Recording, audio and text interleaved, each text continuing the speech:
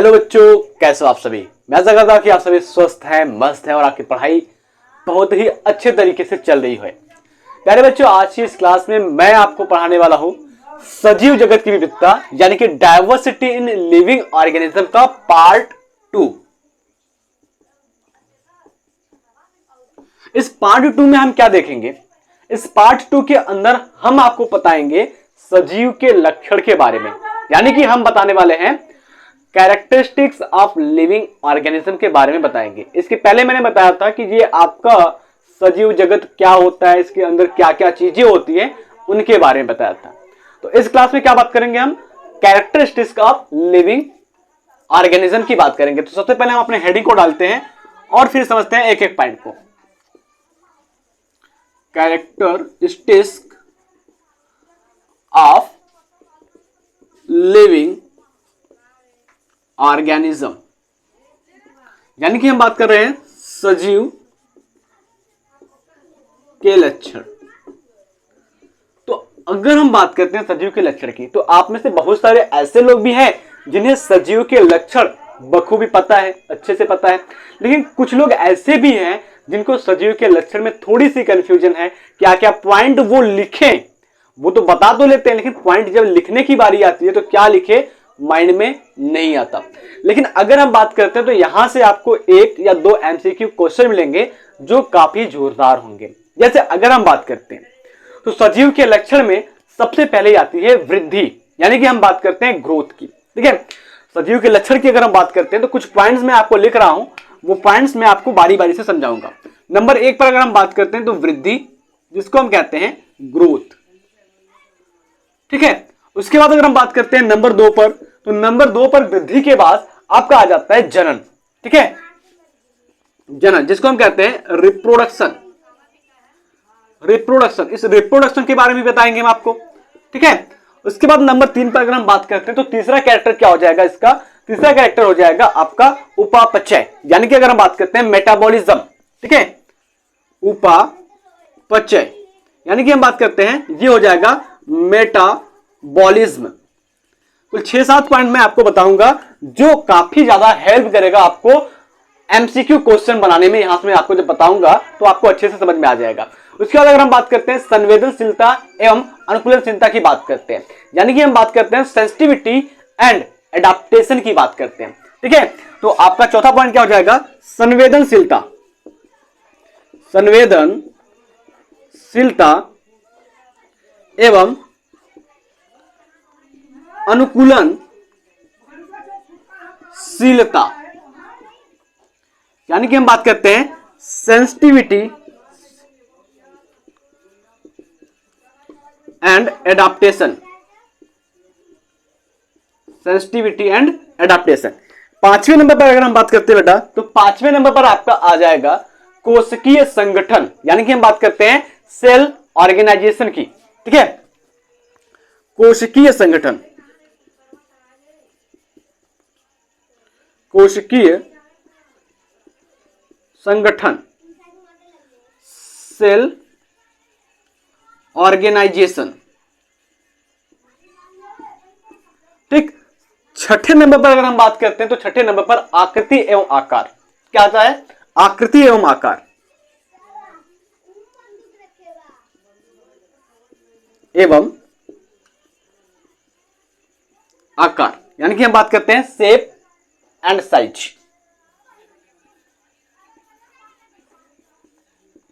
Shape and size.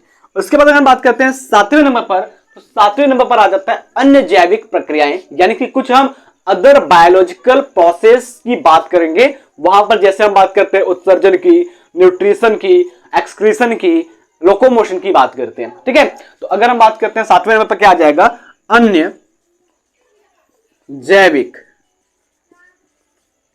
जैविक प्रक्रिया,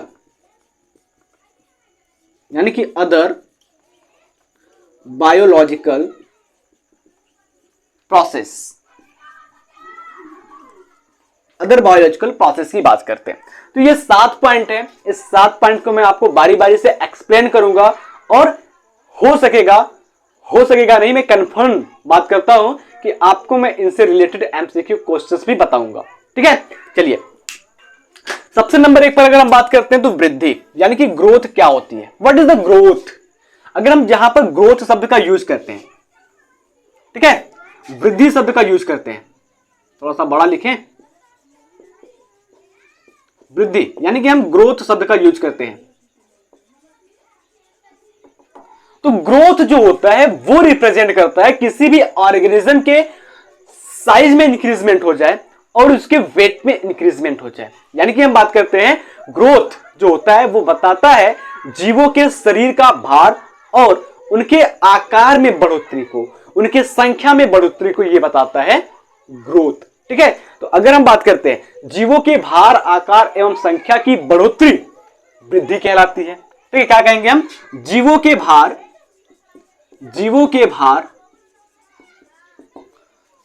आकार एवं संख्या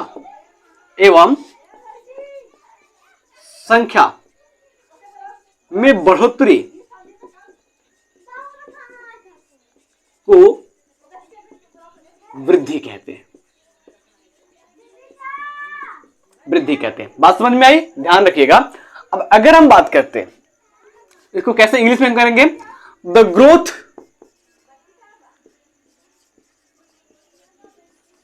is the increment in the weight, size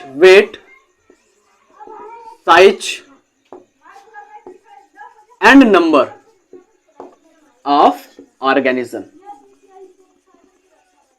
ठीक है, अगर हम बात करते हैं कि ऑर्गेनिज्म में ग्रोथ हो रहा है तो इसका मतलब क्या होगा कि उनका इंक्रीजमेंट होगा वेट में, साइज में और साथ ही साथ उनके नंबर में होगा। एक बात आप ध्यान रखिएगा कि जो ग्रोथ होता है ना वो आपका मेन कैरेक्टर नहीं है एनिमल का। ग्रोथ जो होता है वो एनिमल का मेन कैरेक्टर नहीं होता है, क्योंकि अगर हम बात करते हैं हमारा ये जो पर्वत होता है यानी कि माउंटेन जो होता है ये भी तो बढ़ रहा है ऊंचाई में, जैसे अगर हम बात करते हैं माउंट एवरेस्ट की वो भी बढ़ रहा है, K2 की बात कर रहे हैं वो भी बढ़ रहा है, इंक्रीज हो रही है ना साइज में। थोड़ा सा तूफान चलता है, मिट्टी के कण जाते हैं, उस पर ये जम जाते हैं, लेयर बढ़ रहे हैं, तो ये इसमें भी ग्रोथ हो रही है। ठीक है, तो जो नॉन लिविंग है उनमें भी ग्रोथ हो रही है और जो लिविंग है उनमें भी ग्रोथ हो रही है। तो यहां से ये कंफ्यूजन उत्पन्न होता है कि जो ग्रोथ है क्या वो मेन कैरेक्टर है लिविंग ऑर्गेनिज्म का या नहीं है। तो अगर हम बात करते हैं बेटा ग्रोथ की यानी कि वृद्धि की बात करते हैं, तो ये वृद्धि होती है ना वो जीवित जीवों का यानी कि सजीव का, लिविंग ऑर्गेनिज्म का मेन कैरेक्टर नहीं होता है। ठीक है, ये सेकेंडरी कैरेक्टर होता है ग्रोथ। और अगर हम बात करते हैं मेन कैरेक्टर्स क्या होते हैं, मेन कैरेक्टर्स की बात करते हैं तो ग्रोथ को छोड़ दो, उसके बाद आप आ जाओ reproduction, metabolism, sensitivity and adaptation, cell organisation, shape and size, अभी मैं बताऊंगा आपको, अदर बायोलॉजिकल प्रोसेस जो होते हैं ये आपके मेन कैरेक्टर्स के अंदर इंक्लूड होते हैं। समझ में आया अच्छे से? तो देखिए इस पॉइंट को मैंने पहले कंप्लीट करना है, फिर इसके बाद आपको एक एक पॉइंट को समझाना है। अब अगर हम बात करते हैं, अभी तो हमने बात कर लिया ग्रोथ क्या होता है कि जब इंक्रीजमेंट हो वेट के अंदर, साइज में और नंबर ऑफ ऑर्गेनिज्म में। ठीक है, तो ये ग्रोथ कहलाता है। बात समझ में आई? ठीक है, अगले पॉइंट की अगर हम बात करते हैं तो हमारे पृथ्वी पर जो ऑर्गेनिज्म पाए जाते हैं वो दो टाइप के होते हैं। एक तो होते हैं मल्टी सेलुलर और एक होते हैं यूनिसेलुलर, यानी कि एक होता है बहुकोशिकीय और दूसरा होता है एक कोशिकीय। तो अगर हम बात करते हैं जो आपके बहुकोशिकीय जीव होते हैं, मल्टी सेलुलर ऑर्गेनिज्म होते हैं, उनमें भी तो ग्रोथ होता है। हम लोगों के शरीर में ग्रोथ हुआ ना, जब हम पैदा हुए थे तब तो हम इतने बड़े ही थे ना। अब हमारा शरीर क्या हुआ, धीरे धीरे ग्रोथ में आया। ग्रोथ में आने के बाद हम 5 फुट के हो गए, 4.5 फुट का कोई होगा, कोई 6 फुट का होगा, कोई 7 फुट का होगा, कोई बहुत ज्यादा मोटा होगा तो उसके वेट में इंक्रीजमेंट होगी, लंबा होगा तो उसके साइज में इंक्रीजमेंट होगी। तो इस प्रकार से तो ग्रोथ हो रही है मल्टी सेलुलर ऑर्गेनिज्म में। तो अगर हम बात कर रहे हैं तो हमारे पृथ्वी पर जो आपके मल्टी सेलुलर ऑर्गेनिज्म होते हैं, मल्टी सेलुलर ऑर्गेनिज्म यानी कि बात करते हैं बहुकोशिकीय,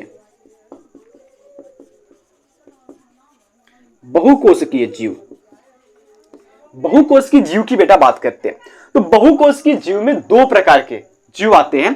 पहला तो आपका हो जाता है प्लांट, पादप,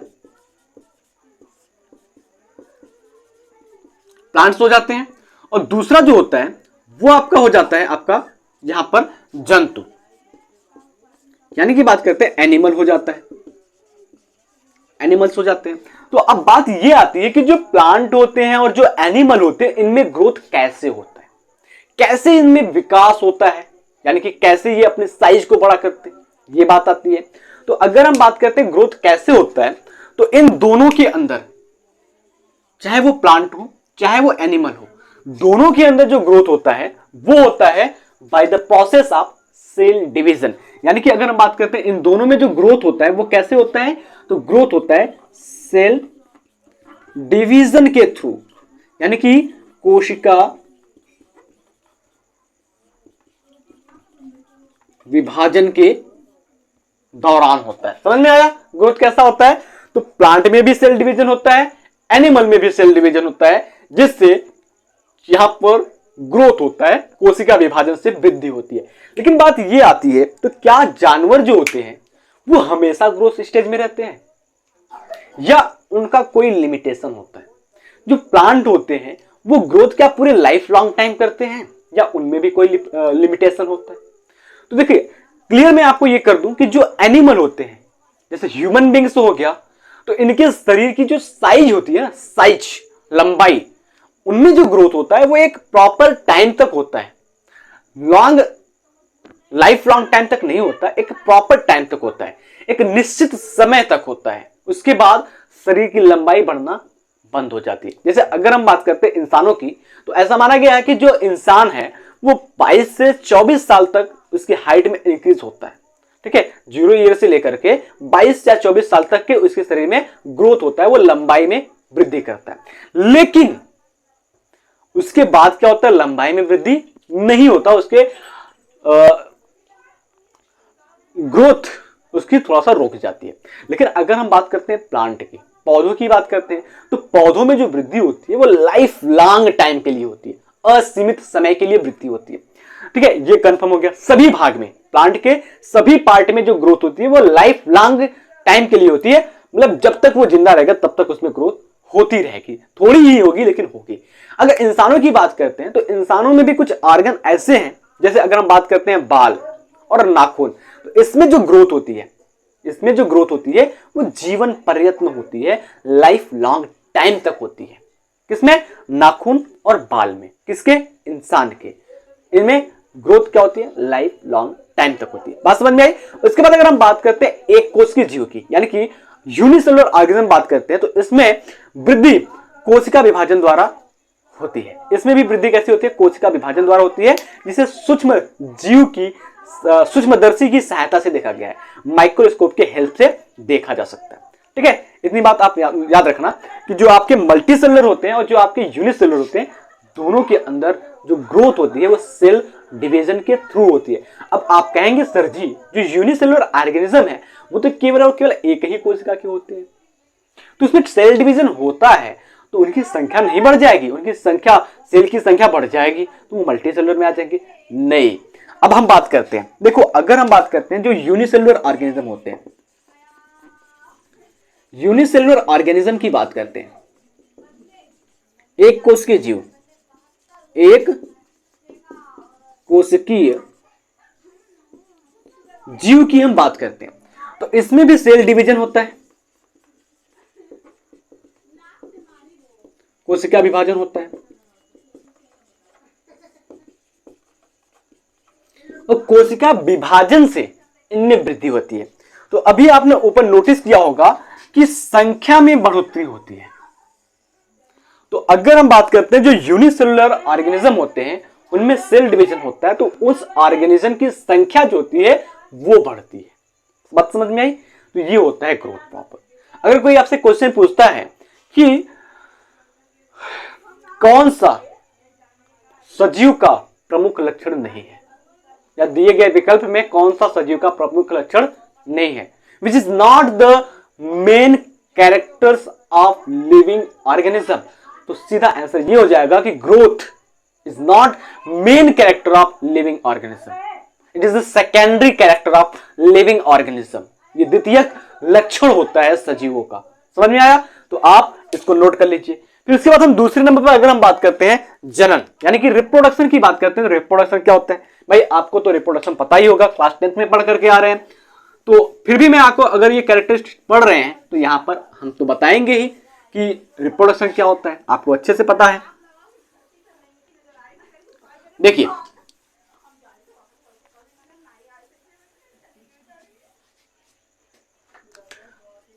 रिप्रोडक्शन यानी कि जनन,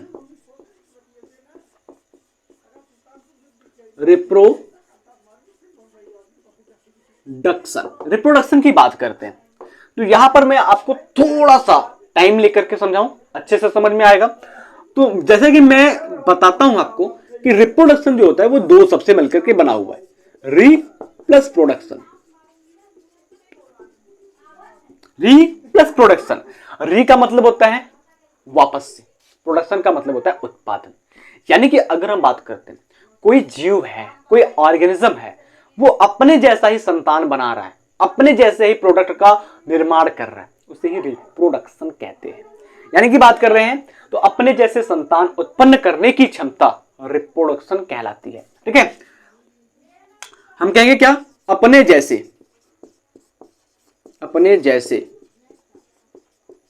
संतान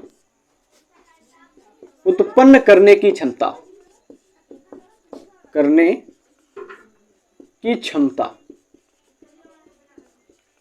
को जनन कहते हैं। अपने जैसे संतान उत्पन्न करने की क्षमता को क्या कहते हैं? जनन कहते हैं। The ability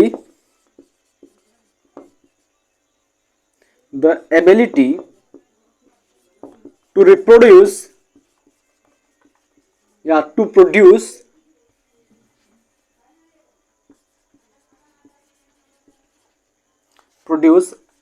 offspring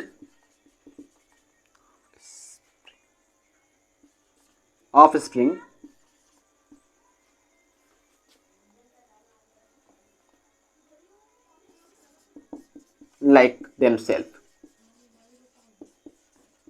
ठीक है, the ability to reproduce offspring like themself, अपने जैसे ही संतान उत्पन्न करने की जो योग्यता होती है, क्षमता होती है, उसी को हम क्या कहते हैं? रिप्रोडक्शन कहते हैं। बात समझ में आई? चलिए फटाक से आप इस पॉइंट को नोट कर लीजिए। अब अगर हम बात करते हैं कि जो रिप्रोडक्शन होता है वो कितने प्रकार का होता है, तो भाई रिप्रोडक्शन बहुत सारे प्रकार के होते हैं, लेकिन अगर हम बात करते हैं तो कुछ ऐसे भी जीव होते हैं पृथ्वी पर जो बच्चा पैदा करने में असमर्थ होते हैं, तो उनको क्या कहते हैं? उनको हम इनफर्टाइल कहते हैं, यानी कि बंध्य कहते हैं या बाझ के नाम से जानते हैं। अब अगर हम बात करते हैं जो रिप्रोडक्शन होता है वो दो प्रकार का होता है। तो पहला तो होता है एसेक्सुअल यानी कि अलैंगिक होता है, और दूसरा जो होता है वो सेक्सुअल होता है यानी कि लैंगिक होता है। तो देखो जो अलैंगिक होता है वो यूनिसेलुलर में मुख्य रूप से पाया जाता है, और जो लैंगिक होता है वो मल्टीसेलुलर में मुख्य रूप से पाया जाता है। इतना ही काफी है क्योंकि आपने आगे यानी कि पिछली क्लास में पढ़ लिया है। तो अगर हम बात करते हैं अगले पॉइंट की, तो अगले पॉइंट की बात करते हैं तो हम अगला पॉइंट ये आ जाता है उपापचय, मेटाबॉलिज्म।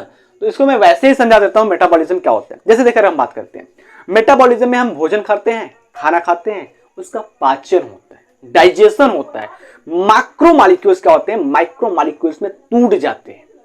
ठीक है, मैक्रोमॉलिक्यूल्स माइक्रोमॉलिक्यूल्स में टूट जाते हैं। तो बस यही मेटाबॉलिज्म दर्शाता है, मेटाबॉलिक एक्टिविटी होती है। समझ में आया? तो अगले पॉइंट की हम बात करते हैं, तो इसको यहां पर लिखें, पहले फटाक से आप इसको नोट कर लीजिए।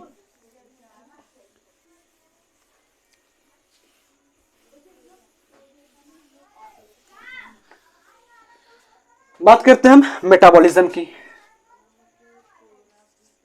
उपापचय की, मेटाबॉलिज्म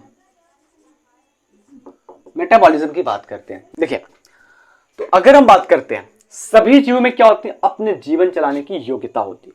आगे अगर हम बात करते हैं तो ये मेटाबॉलिज्म में क्या होता है? जो उपापचय है वो दो शब्द से मिलकर, मतलब दो चीजें इसमें आती है, एक आता है उपचय और एक आता है अपचय। उपचय और दूसरा होता है अपचय। उपचय और अपचय।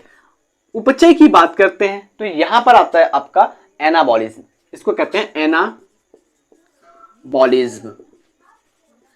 और अपचय की बात करते हैं जिसको हम कहते हैं कैटाबॉलिज्म।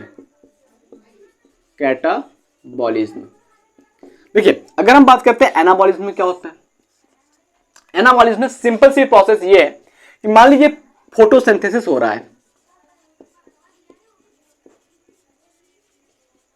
यानी कि बात कर रहे हैं प्रकाश संश्लेषण हो रहा है।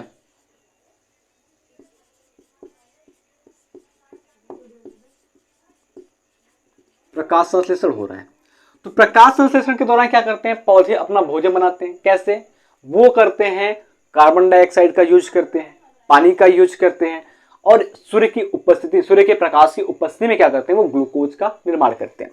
ठीक है, तो फोटोसिंथेसिस करके क्या कर रहे हैं, भोजन बना रहे हैं। भोजन बना रहे, कौन भोजन बना रहे, पौधे बना रहे, किस रूप में, ग्लूकोज के रूप में। ग्लूकोज के रूप में बना रहे भोजन, ठीक है, in the form of glucose बना रहे। ये हो गया आपका उपापचय, सॉरी अपचय, एनाबॉलिज्म हो गया। अब अगर हम बात करते हैं कैटाबॉलिज्म को समझने की, तो कैटाबॉलिज्म में क्या होता है कि ये जो आपका ग्लूकोज बना हुआ है, ठीक है, ये ग्लूकोज जो बना हुआ है, ये ग्लूकोज क्या होता है, केमिकल एक्टिविटी के द्वारा छोटे छोटे पार्टिकल्स में टूट जाता है, छोटे छोटे पार्टिकल्स में टूट जाता है। सिंपल सी बात अगर आप इसे समझें कि जैसे मान लीजिए ये ग्लूकोज है, ठीक है, ग्लूकोज है, ग्लूकोज है, ठीक है, मैक्रोमोलेक्यूल्स है। अब इसमें केमिकल प्रोसेसेस हो रही हैं, रासायनिक क्रियाएं हो रही हैं, जिससे ये क्या हो रहा है, छोटे छोटे पार्टिकल्स में टूट जा रहा है। Macromolecule convert into micromolecule called catabolism. ठीक है, जब मैक्रोमोलेक्यूल क्या होता है, केमिकल रिएक्शन के द्वारा, रासायनिक अभिक्रियाओं के द्वारा या रासायनिक प्रक्रिया के द्वारा छोटे छोटे अणुओं में टूट जाए, इसको हम कैटाबॉलिज्म कहते हैं। बात समझ में आई, फटाक से आप इसको नोट कर लीजिए। फिर उसके बाद अगर हम बात करते हैं अनुकूलनशीलता और संवेदनशीलता की,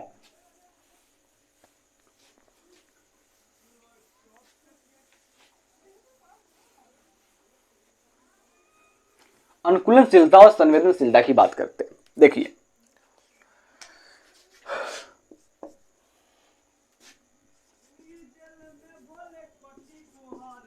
संवेदनशीलता एवं अनुकूलनशीलता, सिंपल सी बातें मैं बताऊंगा आपको। सेंसिटिविटी एंड एडाप्टेशन,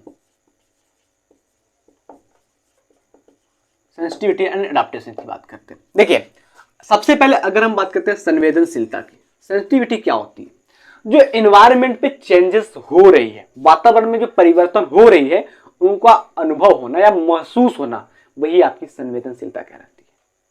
ठीक है, यानी कि बात कर रहे हैं the changes occur in environment we feel, हम महसूस कर रहे हैं, उसी को हम कहते हैं संवेदनशीलता। उसके बाद हम बात करते हैं अनुकूलनशीलता।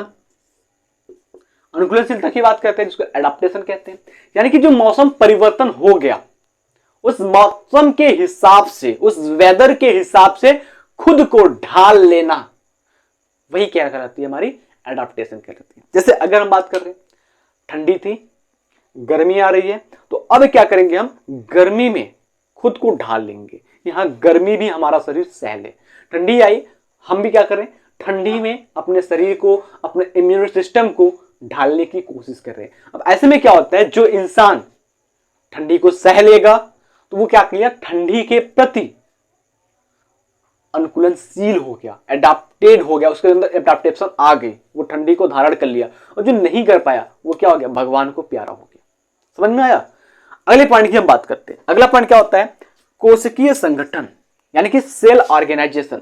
अब बेटा अगर हम सेल ऑर्गेनाइजेशन की बात करते हैं तो सेल ऑर्गेनाइजेशन में क्या होता है, सिंपल सी बात है, इसको भी समझ जाओगे आप। कोशिकीय संगठन,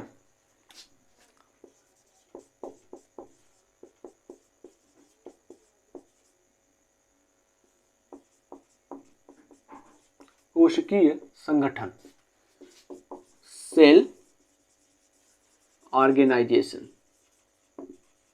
जैसे देखो क्या होता है, हमारे पास एक सेल है, ठीक है, ये एक सेल है। इसके बाद क्या हुए, कई सेल आपस में आकर के मिल गए, तो ये क्या बना लिए, टिश्यू बना लिए।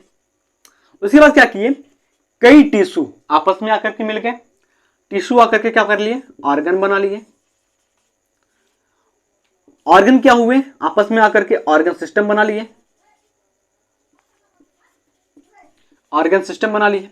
और ये ऑर्गन सिस्टम कई मिल करके आपस में क्या कर लिए, एक ऑर्गेनिज्म का निर्माण कर लिए,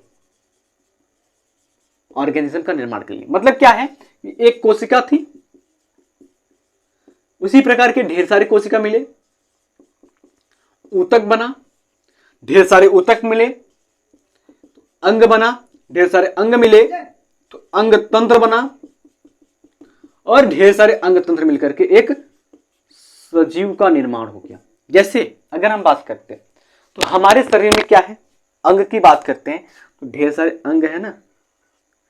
अंग तंत्र की बात करते हैं तो भैया हमारे शरीर में रेस्पिरेटरी सिस्टम है, श्वसन अंग है, डाइजेस्टिव सिस्टम है, पाचन तंत्र है ना, रिप्रोडक्टिव सिस्टम पाया जाता है। तो ढेर सारे सिस्टम मिलकर के तो हमारा बॉडी बना है, ढेर सारे सिस्टम मिलकर तो हमारा बॉडी चला रहे हैं। तो कैसे हम बात करते हैं, सेल ऑर्गेनाइजेशन कैसा होता है, सेल होता है, सेल के बाद सेल ढेर सारे मिल जाते हैं तो टिश्यू बनता है, टिश्यू ढेर सारे मिल जाते हैं तो ऑर्गन बनता है, ढेर सारे ऑर्गन मिल जाएंगे तो ऑर्गन सिस्टम बनेगा। ढेर सारे ऑर्गन सिस्टम को अगर हम इंक्लूड कर दें, एक साथ मिला दें, तो क्या हो जाएगा, हमारा ऑर्गेनिज्म यानी कि एक सजीव का, एक जीव का निर्माण हो जाएगा। बात समझ में आई अच्छे से, नोट कर लीजिए फटाक से। चलिए उसके बाद अगर हम बात करते हैं आकृति एवं आकार की, यानी कि शेप एंड साइज की बात करते हैं।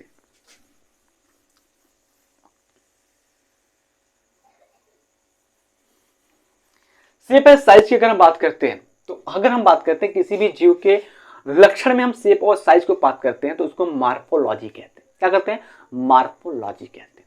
ठीक है, बाहर से देख करके जो आकार की होती है उसके बारे में अगर हम डिटेल जानना चाहते हैं बाहर से, ठीक है, जैसे हम बात करें इस हमारे बॉडी की लंबाई क्या है, कलर कैसा है, हमारे कितने हाथ पैर हैं, इस चीज को हम जानना चाहते हैं, उसको मार्फोलॉजी कहते हैं। और अगर हम बात करते हैं हमारे शरीर को चीरफाड़ दिया जाए और इसके अंदर क्या है तो उसको एनाटॉमी कहते हैं।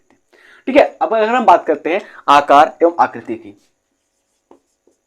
आकार एवं आकृति की बात करते हैं, आकार एवं आकृति की बात करते हैं तो size and shape, size and shape की बात करते हैं। तो देखिए जितने भी ऑर्गेनिज्म होते हैं, ठीक है, इस पृथ्वी पर हमने क्या बताया, आपके दो प्रकार के ऑर्गेनिज्म होते हैं, एक कोशिकीय एक बहुकोशिकीय होते हैं। ठीक है, ठीक उसी प्रकार से अगर हम बात करते हैं इस पृथ्वी पर जितने भी ऑर्गेनिज्म होते हैं सबका शेप, सबका साइज क्या होता है, अलग अलग होता है। कुछ माइक्रोस्कोपिक होते हैं, सूक्ष्मदर्शी वाले होते हैं जिसको हम सूक्ष्मदर्शी के अलावा नंगे आंख से नहीं देख सकते। ठीक है, तो इनको माइक्रोस्कोपिक कहते हैं, जो नैनोमीटर में या मिलीमीटर में या माइक्रोन में देखे जाते हैं। ठीक है, तो उनको तो हम खुले आंख से देख नहीं सकते क्योंकि वो इतने छोटे होते हैं। इस एनवायरनमेंट पे ढेर सारे ऑर्गेनिज्म उड़ रहे हैं जो दिखाई नहीं दे रहे हैं, लेकिन माइक्रोस्कोप के थ्रू हम उनको देख सकते हैं। ठीक है, वो क्या हो जाएंगे, आपके माइक्रोस्कोपिक हो जाएंगे। और कुछ ऐसे होते हैं जिनकी आकृति बड़ी होती है और दिखाई जाती है, जैसे कि हम इंसान की बात करते हैं, इंसान तो है, दिख रहा है सामने से कैसा है ये। हम माइक्रोप्लाज्मा की बात करते हैं, पीपीएलओ दुनिया का सबसे छोटा ऑर्गेनिज्म, वो हमें दिखाई ही नहीं देता। तो इस प्रकार से हो गया। जैसे अगर हम बात करते हैं, ये तो हमारा आकार हो गया, साइज हो गया, और आकृति की बात करते हैं तो अगर हम बात करते हैं अमीबा, अमीबा की कोई फिक्स आकृति होती ही नहीं, चाहे आप जैसे ही बना लो, चाहे जैसे बना लो अमीबा बन गई, कोई फिक्स आकृति नहीं होती। और अगर हम बात करते हैं पैरामीशियम, यूग्लेना की बात करते हैं, इनके पास थोड़ी बहुत शेप होती है। बैक्टीरिया की बात करते हैं उसके पास कैस्ट्रल शेप होती है। हम इंसानों की बात करते हैं तो भाई इंसान का शरीर कैसा होता है आप देख सकते हैं। पौधों की बात करते हैं, पौधों के पास भी शेप है। तो इस प्रकार से अगर हम बात करते हैं तो अलग अलग ऑर्गेनिज्म के पास अलग अलग साइज होती है, अलग अलग शेप होती है। इतनी बातें समझ में आई अच्छे से। उसके बाद अगर हम बात करते हैं अगले पॉइंट पर आपको मिल जाएगा अन्य जैविक प्रक्रिया। अन्य जैविक प्रक्रिया की बात करते हैं तो यहां पर अदर बायोलॉजिकल एक्टिविटी या अदर बायोलॉजिकल प्रोसेस की बात करते हैं। तो अदर बायोलॉजिकल प्रोसेस में बेटा अगर हम समझाना चाहें आपको तो यहां पर कुछ पॉइंट्स मैं आपको बता दूं, लिख दूंगा और इसके बाद मैं आपको एक्सप्लेन कर दूंगा। यानी कि हम बात करते हैं अन्य जैविक प्रक्रिया, अदर बायोलॉजिकल एक्टिविटी या प्रोसेस। अदर बायोलॉजिकल प्रोसेस की बात करते हैं तो अदर बायोलॉजिकल प्रोसेस में क्या जाता है, जैसे हम बात करते हैं पोषण, यानी कि हम बात कर रहे हैं न्यूट्रिशन की। न्यूट्रिशन की बात करते हैं, सिंपल सी बात आप समझिए ऐसे कि कोई भी जीव हो गया इस पृथ्वी पर, सभी में ऊर्जा की आवश्यकता होती है। तो वो ऊर्जा मिलती कहां से है, वो एनर्जी मिलती कहां से है। कोई भी ऑर्गेनिज्म हो गया उसको नीड होती है एनर्जी की, तो भाई वो एनर्जी कहां से मिलेगा, जब तो वो कुछ खाएगा तब तो उसको एनर्जी मिलेगा। ठीक है, तो अगर हम बात करते हैं तो हमको ऊर्जा के लिए पोषण की आवश्यकता होती है, ये बात समझ में आए। और अगर हम बात करते हैं जो पोषण होती है यानी कि जो न्यूट्रिशन होता है वो दो प्रकार की होती है। ठीक है, न्यूट्रिशन के बेसिस पर अगर हम ऑर्गेनिज्म को भी बांटते हैं, जीवों को भी बांटते हैं, तो दो प्रकार के बांटते हैं। जैसे हम बात करते हैं पोषण, तो यहां पर देखिए एक होता है ऑटोट्रॉपिक और एक होता है हेटेरोट्रॉपिक, जिसको हम कहते हैं स्वपोषी और एक परपोषी। स्वपोषी और परपोषी। स्वपोषी की बात करते हैं तो ऐसे जीव जो अपना भोजन स्वयं बना ले, अपना जीव मतलब ऐसे जीव जो अपना भोजन स्वयं बना ले उसे हम स्वपोषी कहते हैं। जैसे कि प्लांट, क्या हो गया, प्लांट हो गया। और एक बात करते हैं हम साइनोबैक्टीरिया की। साइनोबैक्टीरिया की बात करते हैं तो ये कनेक्टिंग लिंक है प्लांट, सॉरी साइनोबैक्टीरिया की बात करते हैं। साइनोबैक्टीरिया में क्या होता है, न्यूट्रिशन फोटोसिंथेसिस के द्वारा होता है, फोटोसिंथेसिस के द्वारा होता है साइनोबैक्टीरिया में। ठीक है, प्लांट में भी फोटोसिंथेसिस यानी कि प्रकाश संश्लेषण के द्वारा होता है। तो ये भोजन तो अपना खुद से बना रहे हैं कि मांगने आ रहे हैं आपसे भाई हमको दाल दो चावल दो हम खाना खाएंगे भूख लगी है, ऐसा तो होता नहीं है। ये क्या कर रहे हैं, अपना भोजन खुद से बना रहे हैं, तो इसको हम क्या कहेंगे, ऑटोट्रॉपिक कहेंगे। ठीक है, तो एग्जाम्पल में बात करते हैं क्या आ जाएंगे, एग्जाम्पल में आपका प्लांट आ जाएगा यानी कि पादप आ जाएगा, और क्या आ जाएगा, साइनोबैक्टीरिया जिसको हम बीजीए कहते हैं, ब्लू ग्रीन एल्गी। ठीक है, तो ये होते हैं। उसके बाद हम बात करते हैं हेटेरोट्रॉपिक में। तो हेटेरोट्रॉपिक में जितने भी जंतु होते हैं, जितने भी जंतु होते हैं यानी कि इंसान हो गया, गाय भैंस बकरी हो गए, ये सभी हेटेरोट्रॉपिक होते हैं। एक बात याद रखिएगा, कुछ पौधे होते हैं जो मांसाहारी होते हैं, जैसे वेनस फ्लाई ट्रैपा। ठीक है, तो अगर हम बात करते हैं, नोट करके आप लिख लेंगे, एक पौधा है वेनस फ्लाई ट्रैपा, ये क्या है आपका, इंसेक्टिवोरस है, इंसेक्टिवोरस यानी कि बात करते हैं ये कीट भक्षी होता है, कीट भक्षी, ये कीटों को खाता है। वेनस फ्लाई ट्रैपा ये पादप का नाम है, आप याद रखिएगा। चलिए उसके बाद ये तो हमारा न्यूट्रिशन हो गया, पोषण हो गया। दूसरे कैरेक्टर की बात करते हैं जो आपके अन्य जैविक प्रक्रिया में आते हैं। दूसरा क्या हो जाएगा, दूसरे की बेटा अगर हम बात करते हैं तो दूसरा आपका रेस्पायरेशन हो जाएगा, श्वसन हो जाएगा। ठीक है, श्वसन, ये क्या हो जाएगा, रेस्पायरेशन।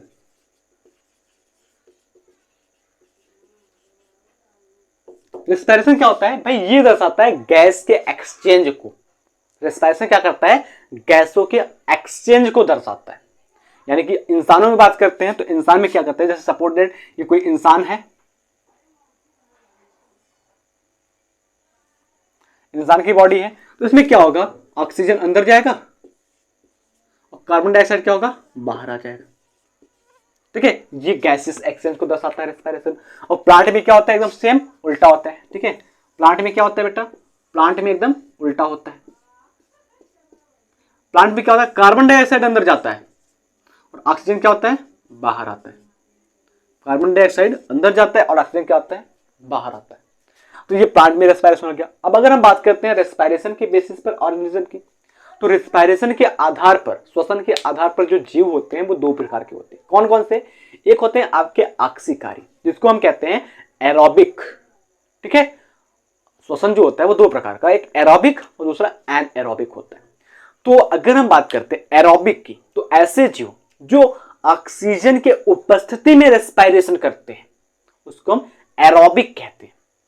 एरोबिक रेस्पिरेशन कहते हैं। और कुछ ऐसे भी होते हैं जो ऑक्सीजन की बिना उपस्थिति में रेस्पिरेशन करते हैं, तो उसको हम एनएरोबिक मोड ऑफ रेस्पिरेशन कहते हैं। एनएरोबिक मोड ऑफ रेस्पिरेशन यानी कि अनऑक्सी श्वसन कहते हैं। बात समझ में आई? ये हो गया, नोट कर लीजिए। फिर उसके बाद अगर हम बात करते हैं अगले पॉइंट की, तीसरे नंबर पर बात करते हैं, तो तीसरे नंबर पर क्या आ जाएगा बच्चों? तीसरे नंबर पर अगर हम बात करते हैं तो तीसरे नंबर पर आपका आ जाएगा उत्सर्जन। उत्सर्जन का क्या होता है? मतलब जो हमारे शरीर के अंदर अपशिष्ट पदार्थ होते हैं, वेस्ट मटेरियल होते हैं, उसका बाहर निकलना। ठीक है, उत्सर्जन, एक्सक्रीशन। तो हमारे शरीर के अंदर जो अपशिष्ट पदार्थ होते हैं, जैसे हमने भोजन खाया, जो डाइजेस्ट हुआ वो तो हमारा बॉडी क्या करेगा? एब्सॉर्ब कर लेगा, अवशोषित कर लेगा। लेकिन जो नहीं डाइजेस्ट हुआ वो तो हमारा अपशिष्ट हो गया, फीकल मेटल हो गया, उस फीकल मेटल को बाहर निकलना। कुछ स्वेट यानी कि पसीना, ये भी अपशिष्ट होता है। यूरिया, ये भी अपशिष्ट होता है हमारे शरीर में, ये बाहर निकलता है। समझ में आया? उसके बाद बात करते हैं लोकोमोशन की। चौथे नंबर बात करते हैं गमन, लोको मोशन की बात करते हैं। तो लोकोमोशन में सिंपली क्या होता है? जैसे अगर हम बात करें, हम यहां पर हैं, यहां से हमने कुछ स्टेप्स बढ़ाए, यहां पर पहुंच गए। तो लोकोमोशन अगर बात करते हैं तो लोकोमोशन का क्या करते हैं? लोकोमोशन में क्या करता है? कोई भी ऑर्गेनिज्म अपना स्थान चेंज करता है, एक स्थान से दूसरे स्थान तक चल करके जाता है, ये लोकोमोशन कहलाता है। समझ में आया? अब अगर हम बात करते हैं जो लोकोमोशन होते हैं वो इंसानों में तो प्रॉपर होते हैं, जानवरों में प्रॉपर होते हैं, लेकिन प्लांट की बात करते हैं तो प्लांट में लोकोमोशन क्या होती है? नहीं होती है। लेकिन आवश्यकता अनुसार, अकॉर्डिंग टू नीड, उनके जो डाली होती है यानी कि जो ब्रांचेस होते हैं, वो इनका जो रूट होता है वो अपना इधर उधर चल लेता है। मतलब वो उड़ करके कहीं जाता नहीं है, लेकिन वो अपनी डाली को फैला लेती है। ठीक है, अब अगर हम बात करते हैं तो हम कुछ ऑर्गेनिज्म की बात करते हैं, जैसे अमीबा की बात करते हैं तो उसमें लोकोमोशन स्यूडोपोडिया द्वारा होता है। ठीक है, बैक्टीरिया की बात करते हैं तो उसमें फ्लैजेला द्वारा होता है। इंसानों की बात करते हैं तो उसमें कैसे होता है? पैर के द्वारा होता है। तो मैं आशा करता हूं कि जितनी भी पॉइंट्स मैंने आपको बताई है वो सभी आपको एकदम क्लियरली समझ में आया होगा। कोई भी डाउट अगर हो तो आप कमेंट बॉक्स में बताइए। चलते हैं हम क्वेश्चन की बात करते हैं। क्वेश्चन क्या होगा? तो मैं आपको 4-5 क्वेश्चन देता हूं, उसका जवाब आपको कमेंट बॉक्स में देना है।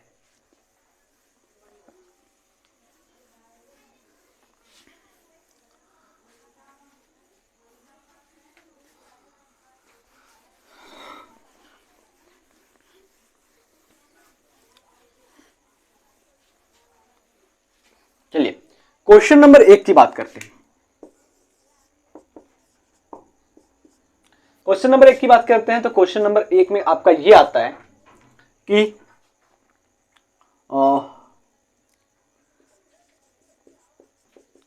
किसी 4 एक कोशिकीय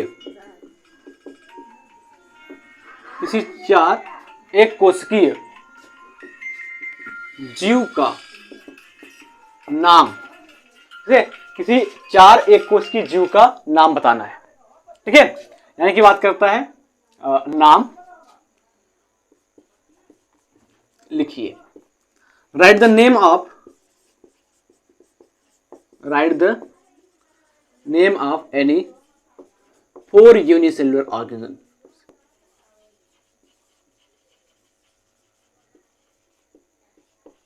ठीक है, ये क्वेश्चन हो गया। दूसरे क्वेश्चन की बेटा अगर हम बात करते हैं, दूसरे क्वेश्चन की बात करते हैं मानव में किस प्रकार का शोषण होता है?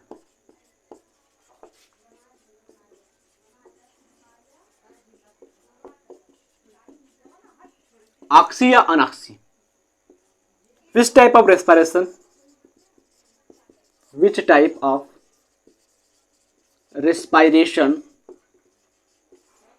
occur in human? अगले क्वेश्चन की बात करते हैं। अगला क्वेश्चन ये हो जाएगा आपका कि व्हाट इज रिप्रोडक्शन? जनन क्या है? जनन क्या है? What is reproduction?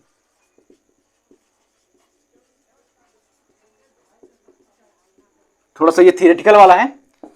उसके बाद अगर अगले क्वेश्चन की बात करते हैं तो अगला क्वेश्चन आपका ये हो जाएगा कि सेल ऑर्गेनाइजेशन क्या होता है? What is cell organisation? कोशिका संगठन क्या है?